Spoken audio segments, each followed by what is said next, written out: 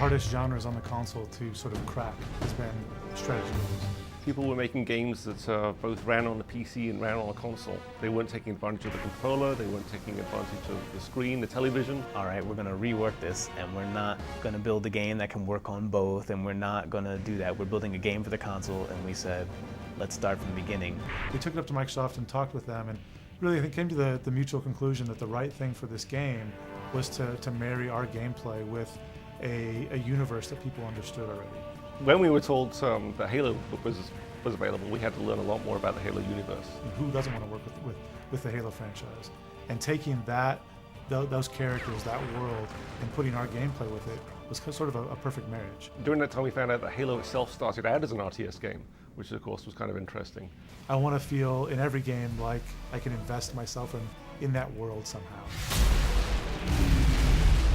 We realized very early on that the one thing we had to get right was the controls. One of the biggest concerns I know that's out there on the internet is, well, how can a strategy game exist without a mouse and a keyboard? They're going to have to figure out a way to get the same gameplay on a console controller. And I think we've done that in Halo Wars. One common thread is each time we went back and sort of rethought about controls, they got simpler.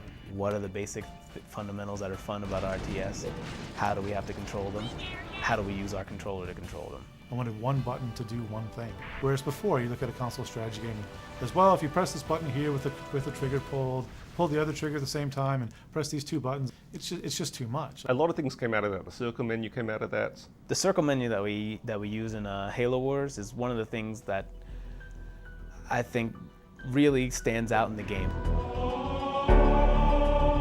It uses what we call the rule of 8. If you click on a building, you see the circle menu pop up, and there's 8 choices there that you can pick from. And being, the 12 o'clock versus the 3 o'clock, and the sort of in between the 1 and 2, and all the way around. It was really simple to press A, push the left stick, and press A again. You could do things just as fast as you could on a PC. After you start to play, you'll realize that your thumbs just do the right thing.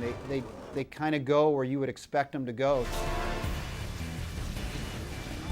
I think when you have the previous Halo games out there and you've got such a huge fan base of Halo fans anxious to see what you do next, it sets a huge bar for you to have to meet and their expectations and exceed their expectations. Patience is not infinite. We have to live up to the Halo franchise and the expectations people have. So they expect to get a great story out of Halo, and I'm certainly a little biased, but I think the way that we told our Halo stories is going to help set a bar back on Halo itself to tell their stories even better next time. These guys just don't know when to quit. The way that strategy gamers, who know enough about the origins of the genre, they go back and talk about Dune 2 and the early Warcraft games, and I hope in 10 years people are talking about Halo Wars in the same way. Background